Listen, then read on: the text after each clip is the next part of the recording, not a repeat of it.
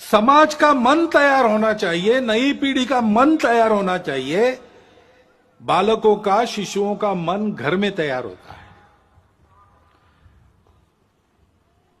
नव तरुण होने के बाद जब दुनिया में जाता है और वो दुनिया के आगे खड़ा होता है, तो उस व्यक्ति को क्या लेना, क्या नहीं लेना, क्या ठीक है, क्या गलत है, इसका विवेक जो मिलता है वो घर से तैयार होके मिलता है, माता पिता के आचरण के उदाहरण से मिलता है, घर में जो अपनी कुलरीतियां, पद्धतियां चलती है उसके संस्कारों से मिलता है।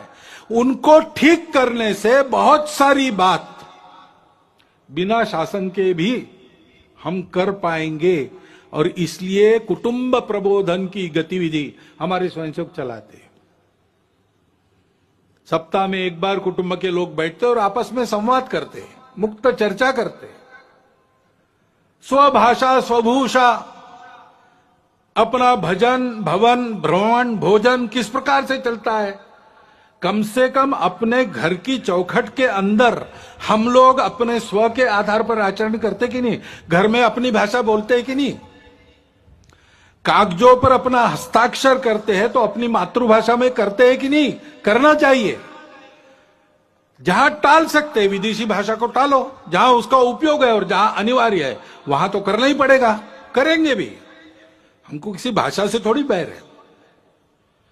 परंतु स्वभाषा, स्वभूषा, अपना भजन, अपना भोजन, इसका एक महत्व है। स्व का ज्ञान परंपरागत रीति से पीढ़ी दर पीढ़ी बनता रहे, इसलिए उस आचरण के बारे में चर्चा। और मैं अपने लिए रोज कुछ करता हूं, परिवार के लिए रोज करता हूं, समय देता हूं, पैसा देता हूं।